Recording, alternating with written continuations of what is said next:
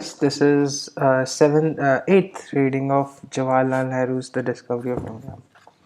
I'm trying to improve my reading skills and also comment if you think I can improve in some way or the other.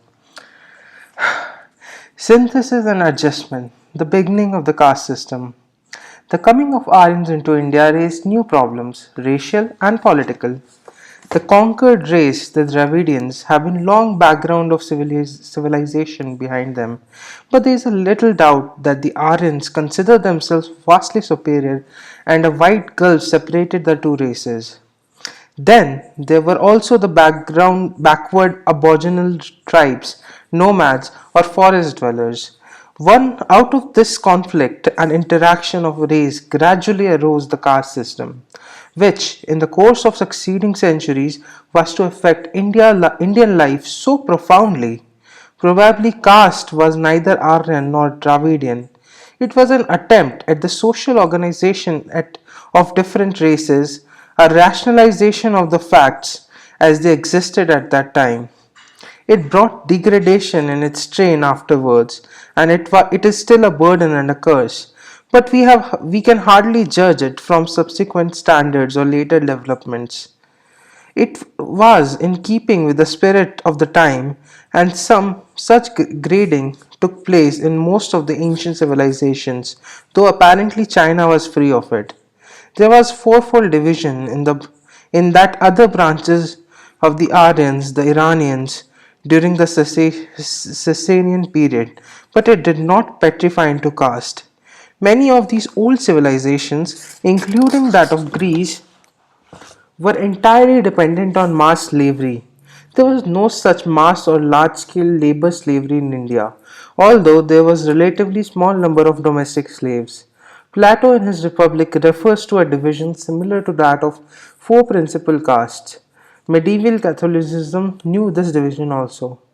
Caste began with a hard and fast division between Aryans and non-Aryans, the latter again being divided into Dravidian races and aboriginal tribes.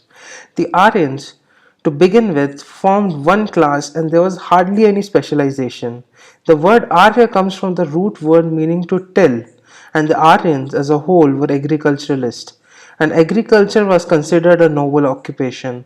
The tiller of the soil functioned also as a priest, a soldier, or a trader, and there were no privileged order of priests. The caste divisions, originally intended to separate Aryans from the non-Aryans, reacted on the Aryans themselves, and as division of functions and specializations increased, the new class took the form of castes.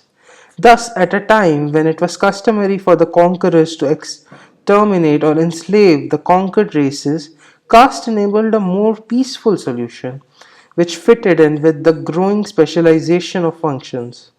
Life was graded, and out of mass of agriculturalists evolved the Vaishyas, the agriculturalists, artisans, the merchants, the Kshatriyas or rulers and warriors, and Brahmins, priests and thinkers, who were supposed to guide policy and preserve and maintain the ideals of the nation.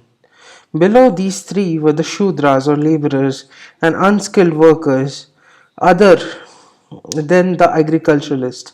Among the indigenous tribe, many were gradually assimilated and given a place at the bottom of the social scale, that is, among the Shudras. This process of assimilation was a continuous one. These castes must have been in a fluid condition. Rigidity came in much later. Probably the ruling class have always great latitude, and any person who by conquest or otherwise assumed power could, if he so willed, join the hierarchy as a Kshatriya and get the priest to manufacture an appropriate genealogy connecting him with some ancient Aryan hero. The word Arya ceased to have any racial significance and came to mean noble, just as Anarya means ignoble and was usually applied to nomadic tribes, forest dwellers, etc. The Indian mind was extraordinarily analytical and has a passion for putting ideas and concepts and even life's activities into compartments. The Arya not only divided the society into four main groups but also divided the individual's life into four parts. The first part consisted of growth and adolescence, the student period of life, acquiring knowledge, developing self discipline, uh, and self control, continence. The second was that of a householder and man of the world. The third was that of the elder statesman who has attained a certain poise and objectivity and could devote himself to public work without the selfish desire of profit off from the world's activities. In this way, also, they adjusted the two opposing tendencies which often existed side by side in the men, the acceptance of the life in its fullness and the rejection of it. In India, as in China, learning and erudition have always stood high in public esteem, for learning was supposed to imply both superior knowledge and virtue. Before the learned man, the ruler and the warrior have always bowed. The old Indian theory was that those who were concerned with the exercise of power could not be completely objective. Their personal interest and inclination would come into conflict with their public duties. Hence, the task of determining values and the preservation of ethical standards was allotted to a class or group of thinkers who were freed from material care and were as far as possible without obligations, so that they could consider life's problem in a spirit of detachment. This class of thinkers or philosophers was thus supposed to be at the top of the social structure, honored and respected by all. The men of action, the rulers and warriors, came after them, and however powerful they might be, did not command the same respect. The possession of wealth was still less entitled to honor and respect. The warrior class, though not at the top, held a high position, and not as in China, where it was looked upon with contempt.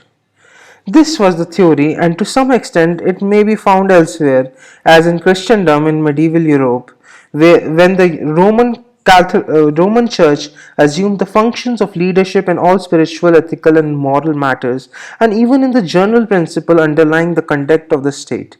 In practice, Rome became intensely interested in temporal power, and the princes of the church were rulers in their own right. In India, the Brahmin class, in addition to supplying the thinkers and the philosophers, has become a powerful and entrenched priesthood intent to preserving its vested interest. Yet this theory, in varying degree, has influenced Indian life profoundly, and the ideal has continued to be of a man full of learning and charity, essentially good, self-disciplined, and capable of sacrificing himself for the sake of the others. The Brahmin class has shown all the vices of a privileged and entrenched class in the past, and large number of them have possessed neither learning nor virtue. Yet they have largely retained the esteem of the public not because of temporal power or possession of money, but because they have produced a remarkable succession of men of intelligence, and their record of public service and personal sacrifice for the public good have been a notable one. The whole class profited by the examples of its leading personalities in every age, and yet the public esteem went to the qualities rather than to any official status. The tradition was one of respecting learned and goodness in any individual who possessed them. There are innumerable examples of non-Brahmins and every person's belonging to the depressed class being so respected and sometimes considered as saints. Official status and military power never command the same measure of respect, though it may have been feared. Even today, in this money age, the influence of the tradition is marked, and because of it, Gandhiji, who is not a Brahmin, can become the supreme leader of India and move the hearts of millions without force or compulsion, or official position or possession of money. Perhaps this is as good a test as any of a nation's cultural background and its conscious or subconscious objective. To what kind of a leader does it give its allegiance? The central idea of old Indian civilization or Indo-Aryan culture was that of dharma, which was something more than religion or creed. It was conception of obligation, of the discharge of one's duty to oneself and to others.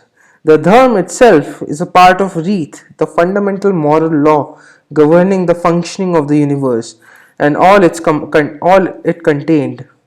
If there was such an order that man was supposed to fit into it, and he should function in such a way as to remain in harmony with it. If man did his duty and was ethically right in his actions, the right consequences would inevitably follow. Rights, as such, were not emphasized. That, to some extent, was the old outlook everywhere. It stands out in marked contrast with the modern assertion of rights of individuals, of groups, of nations. The continuity of Indian culture. Thus, in these very early days, we find the beginning of the civilization and culture where were to flower so abundantly and richly in subsequent ages, and which was continued in spite of many changes to our own day. The basic ideal, the governing concept, was taking shape, and literature and philosophy, art and drama, and all other activities of life were conditioned by these ideals and worldview. Also, we see that they became unaltered, octopus like, and with a grip on everything, the caste system of modern times. Fashioned for a particular day, intended to stabilize the then organization of society and give it strength and equilibrium, it developed into a prison for the social order and for the mind of men. Security was purchased in the long run at the cost of ultimate progress. Yet it was a very long run, and even within that framework, the vital original impetus for advancement in all directions was so great that it spread out all over India and over the eastern seas, and its stability was such that it survived repeated shocks and invasions. Professor MacDonald, in the History of Sanskrit Literature, tells us that the importance of Indian literature as a whole consists in its originality. When the Greeks, towards the end of 4th century BC, invaded the northwest, the Indians had already worked out a national culture of their own, unaffected by foreign influences. And in spite of successive wave of invasion by and conquest by Persians, Greeks, Scythians, Mohammedans, the national development of the life and literature of Indo-Aryan race remained practically unchecked and unmodified from without down to the era of British occupation. No other branch of the Indo-European stock have experienced an isolated evolution like this. No other country except China can trace back its language and literature in its religious beliefs and rites, its dramatic and social customs through an uninterrupted development of more than 3000 years.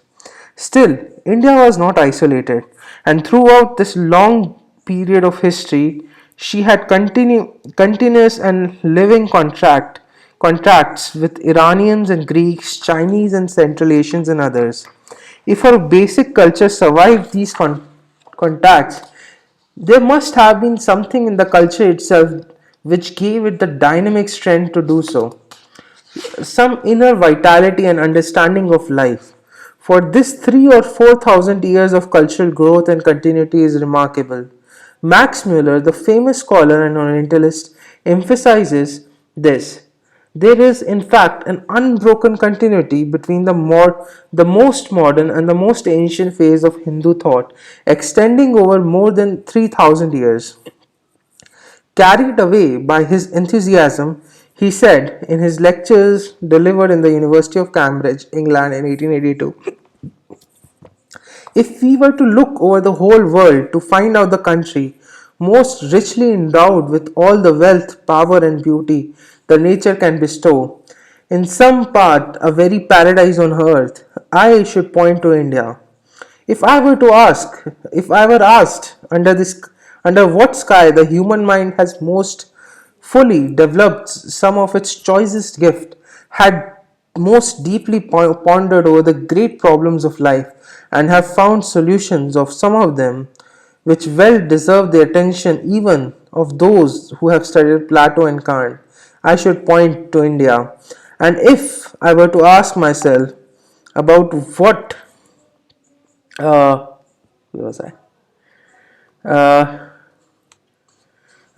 and if I were to ask myself about what literature we hear in Europe, we who have been nurtured almost exclusively on the thoughts of Greeks and Romans and of one Semitic race, the Jewish, may draw the corrective which is most wanted in art to make our inner life more perfect, more comprehensive, more universal, in fact, more truly human, a life not for this life only, but a transfigured and eternal life. Again, I shall point to India. Nearly half a century later, Roman Roland wrote in the same strain: if there is one place on the face of the earth where all the dreams of living men have found a home, from the very earliest days when men began the dream of existence, it is India. The Upanishads. The Upanishad, dated from about 800 BC, take us a step further in the development of Indian Indo-Aryan thought, and it is a big step. The Aryans have been settled down, and a stable, prosperous civilization have grown up. A mixture of old and the new, dominated by Aryan thoughts and ideals, but with background of more primitive form of worship. The Vedas were referred to with respect, but also in spirit of gentle irony. The Vedic gods no longer satisfy, and the rituals of the priest is made fun of. But there is no attempt to break with the past. The past is taken as a starting point for further progress. The Upanishads are instinct with the spirit of inquiry, of mental adventure, of a passion of finding out the truth about things. The search of this truth is, of course, not by the objective method of modern science. Yet, there is an element of the scientific method in this approach. No dogma is allowed to come in the way. There is much that is trivial and without any meaning or relevance for us today. The emphasis is essentially on self realization, on knowledge of the individual self and absolute self, both of which are said to be the same in essence. The, uh, uh, the objective external world is not considered unreal but real in a relative sense as aspect of the inner reality an aspect of the inner reality. There are many ambiguities in the Upanishads and different interpretations have been made. But that is a matter for the philosophers or scholars. The general tendency is towards monism, and the whole approach is evidently intended to lessen the differences that must have existed then, leading to fierce debate. It is the way of synthesis. Interest in magic and such like supernatural knowledge is sternly discouraged, and the rituals and ceremonies without enlightenment are said to be in vain. Those engaged in them consider themselves men of understanding and learning, stagger along aimlessly like blind men, led by the blind and failed to reach the goal. Even the Vedas are treated as the lower knowledge, the higher one being that of the inner mind. There is a wording given against philosophical learning without discipline of conduct, and there is a continuous attempt to harmonize social activities with spiritual activities. The duties and obligations imposed by life were to be carried out under this, but in a spirit of detachment. Probably the ethics of individual perfection was overemphasized, and hence the social outlook suffered. There is nothing higher than the person, says the Upanishad. Society must have been considered as stabilized, and hence the mind of man was continuously thinking of individual perfection, and in quest of this it wandered around about in the heavens and in the innermost recesses of the heart. The old Indian approach was not a narrow nationalistic one, though there must have been a feeling that India was the hub of the world, just as China and Greek and Roman have felt at various times. The whole world of mortals is an interdependent organism, says the Mahabharata. The metaphysical aspect of the question considered in the Upanishad are difficult for me to grasp, but I am impressed by the approach to a problem which was so often being shrouded by dogmas and blind belief. It was the philosophical approach and not the religious one. I like the vigor of the thought, the questioning, the rationalistic background. The form is terse, often of question and answers between pupil and teacher, and it has been suggested that the Upanishads were some kind of lecture notes made by teachers or taken down by disciples. Professor F.W. Thomas in The Legacy of India says, what gives to the Upanishads their unique quality and unfailing human appeal is an earnest sincerity of tone, as of friends conferring upon matters of deep concern. And C. Rajagopalachari thus eloquently speaks of them: the spacious imagination, the majestic sweep of thought, and the almost reckless spirit of exploration with which, urged by the compelling thirst for truth, the Upanishad teachers and pupils dig into an open secret of the universe, makes the most ancient of the world's holy books still the most modern and most satisfying. The dominating characteristic of the Upanishads is the dependence on truth. Truth wins ever, not falsehood. With truth is paved the road to the divine, and the famous invocation is for the light and understanding. Lead me from the unreal to the real, lead me from darkness to light, lead me from death to immortality. Again and again, the restless mind peeps out, ever seeking, ever questioning. At whose behest does mind lights on its perch, and whose command does life the first proceed, and whose behest do men send forth the speech? What God indeed directs eyes and ears? And again, why cannot the winds remain still? Why has the human mind no rest? Why, and in search of what, does the water runs out and cannot stop its flow even for a moment? It is the adventure of men that is continually calling, and there is no resting on the way and no end of the journey. In the Atra Brahman, there is a hymn along this long, endless journey which we must undertake, and every verse ends with a refrain: Charaivati, Charaivati, hence O travel, march along, march along. There is no humility about all this quest. The humility before an all powerful deity, so often associated with religion. It is a triumph of mind over the environment. My body will be reduced to ashes, and my breath will join the restless and deathless air, but not I and my deeds. O mind, remain this always, remember this. In the morning prayer, the sun is addressed thus: O son of refulgent glory, I am the same person as makes you what you are. What superb confidence! What is the soul? It cannot be described or defined except negatively. It is not this, it is not that. Or in a way, positively, that are, though are. The individual soul is like a spark thrown out and reabsorbed by the blazing fire of the Absolute Soul. A fire, though one entered the world, takes a separate form according to whatever it burns, so does the inner self within all things become different according to whatever it enters, yet itself is without form. The realization that all things have the same essence removes the barrier which separates us from them and produces a sense of unity and humanity and nature, a unity which underlines the diversity and manifoldness of external world. Who knoweth all things are self? For him what grief exists, what delusion, where he gaze on the oneness. I, who see all things in the self and self in everything, and that he will be no more hidden. Well, there is in Bhagavad Gita there is line that he who sees all in me, and he and he who sees all in sorry he who sees all in me, and he who sees me everywhere.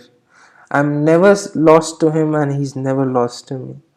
In a sense that, if you can see the unity in everything, and everything in unity, all the suffering of your life will be gone. You will realize true existence.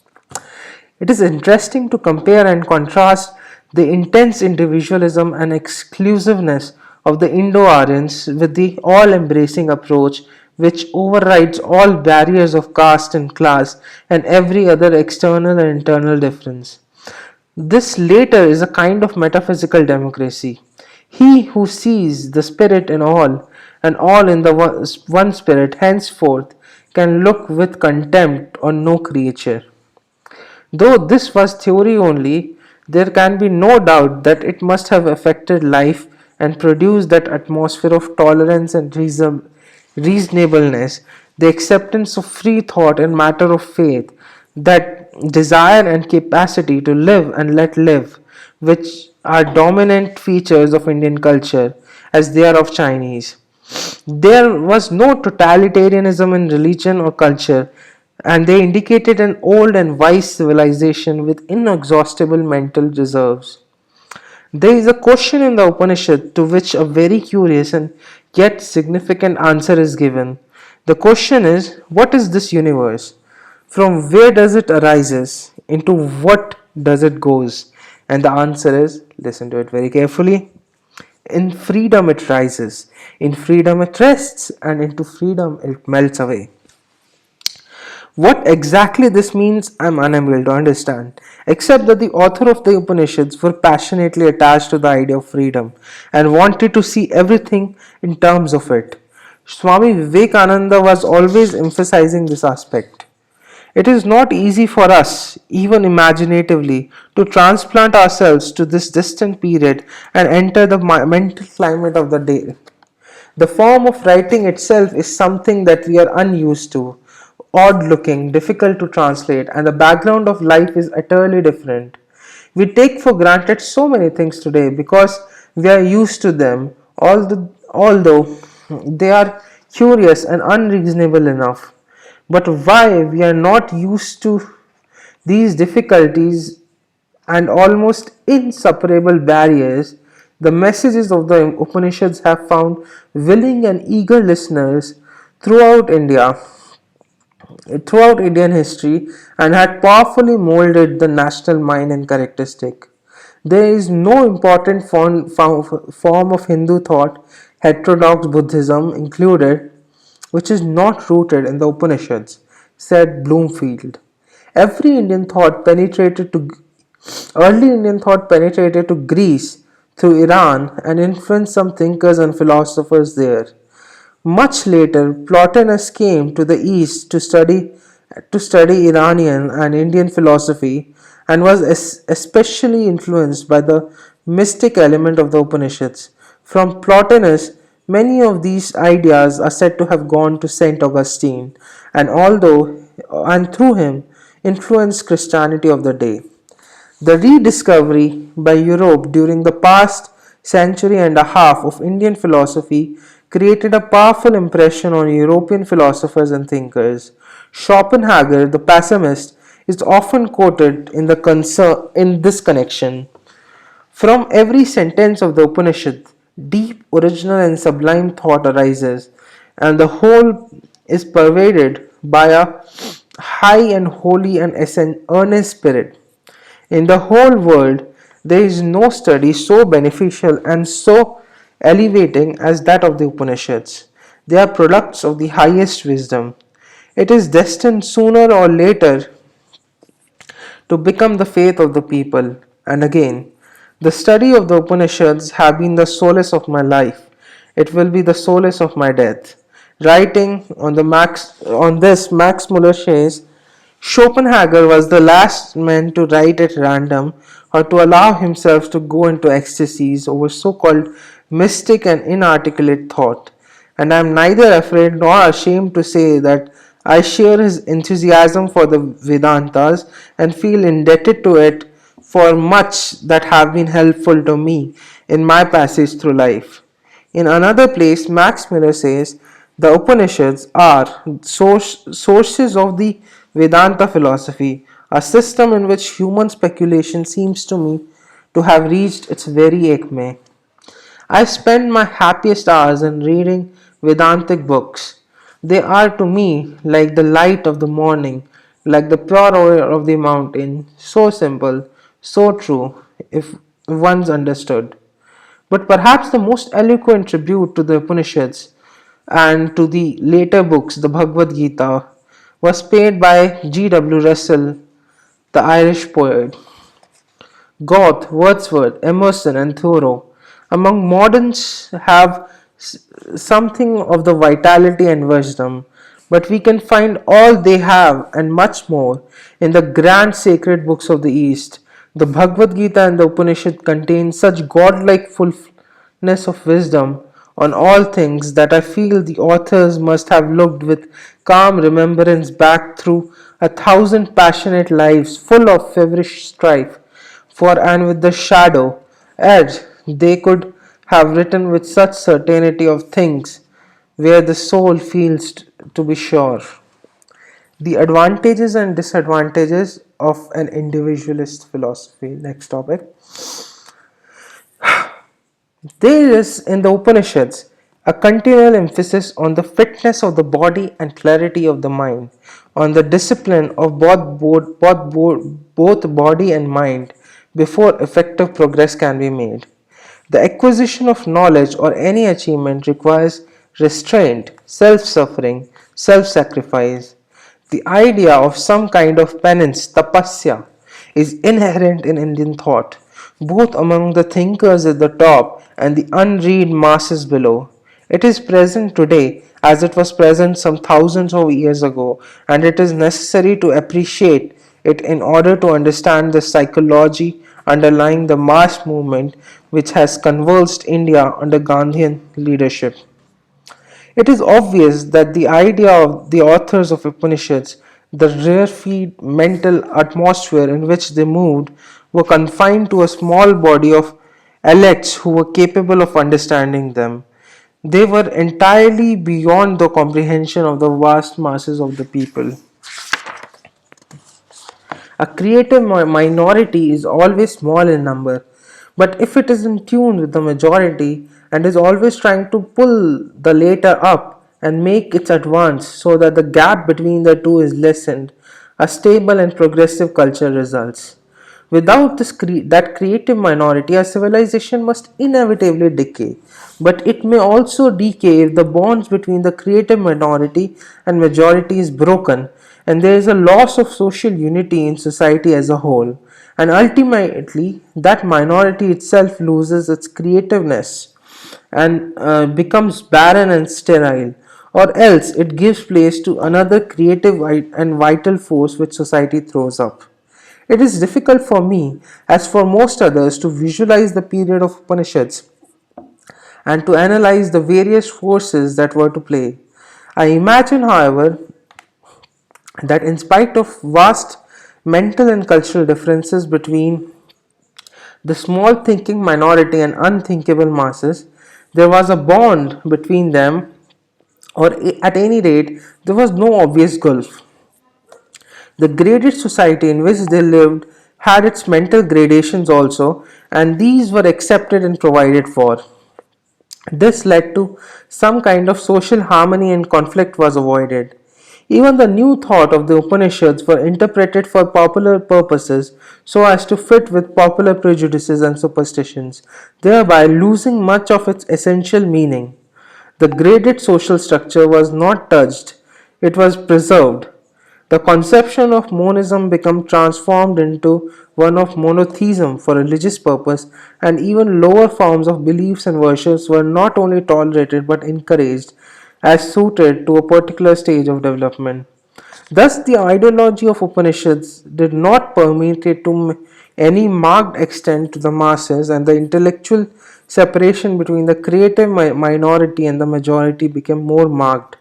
In course of time, this led to a new movement, a powerful wave of materialistic philosophy agnosticism, atheism. Out of this, again, grew Buddhism and Jainism, and the famous Sanskrit epics, the Ramayana and the Mahabharata, wherein yet another attempt was made to bring about the synthesis between rival creeds and ways of thoughts.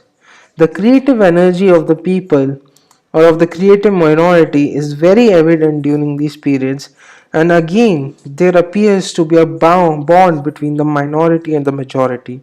On the whole, they pull together. In this way, period succeeded periods with bursts of creative efforts in the field of thoughts and actions in literature and in drama, in sculptures and architecture, and in cultural, missionary, and colonial enterprises far from India's border. In between, there were periods of disharmony and conflict, due both to inner causes and intrusions from outside. Yet, they are ultimately overcome and a fresh period of creative energy supervenes. The last great period of such activities in a variety of directions was the classical epoch, which began in the 4th century after Christ. Uh, by about 1000 AC, or earlier signs of inner decay in India were very evident, although the old artistic impulses continued to function and produce fine works. The coming of new races with a different background brought a new driving force to India's tired mind and spirit, and out of that impact aroused new problems and new attempts for solutions. It seems that the intense individualism of our Indo-Aryan led in long run to both the good and the evil that the culture produced. It led to the production of very superior types, not in one particular limited period of history, but again and again, age after age. It gave a certain idealist and ethical background to the whole culture, which persisted and still persists, though it may not influence practice much. With the help of the background and by sheer force of examples at the top, they held together the social fabrics and repeatedly rehabilitated it when it threatened to go into pieces. They produced an astonishing flowering of civilization and culture, which, though largely confined to upper circles, inevitably spread to some extent to the masses. By their extreme tolerance of other beliefs and other ways of their own than their own, they avoided the conflict that have so often torn society asunder and managed to maintain, as a rule, some kind of equilibrium. By allowing within larger framework considerable freedom to people to live the life of their choice, they showed the wisdom of an old and experienced race. All these were very remarkable achievements. But that very individualism led them to attach little importance to the social aspect of man's duty to society. For each person life was divided and fixed up a bundle of duties and responsibilities within his narrow sphere in the graded hierarchy. He has no duty or conception of society as a whole, and no attempt was made to make him feel his solidarity with it. This idea is perhaps largely to a modern development and cannot be found in any ancient society. It is unreasonable, therefore, to expect it in ancient India. Still, the emphasis on individualism or exclusiveness or graded caste is much more evident in India. In later ages, it was to grow into a very prism of the mind of our people, not only for the lower caste who suffered most from it, but from the higher ones also. Throughout our history, it was a weakening factor, and one might perhaps say that along with the growth of rigidity in the caste system, grew rigidity of mind and the creative energy of the race faded away. Another curious fact seems to stand out: the extreme tolerance of every kind of belief and practice, every superstition and folly, has its injurious side also. For this perpetuated many and evil customs and prevented people from getting rid of traditional burdens that prevented growth. The growing priesthood exploited this situation to their own advantage and built up their powerful vested interest on the foundation of superstition of the masses. The priesthood was probably never quite so powerful as in some branches of Christian church, for there were always spiritual leaders who condemned its practice, and there was a variety of beliefs to choose from. But it was strong enough to hold and exploit the masses. So, this mixture of free thought and orthodoxy lived side by side, and out of them scholasticism grew, and a puritanical ritualism. The appeal was always made to the ancient authorities, but little attempt was made to interpret these thoughts in terms of changing conditions. The creative and spiritual forces weakened, and only the shell of what used to be so full of life and meaning remained.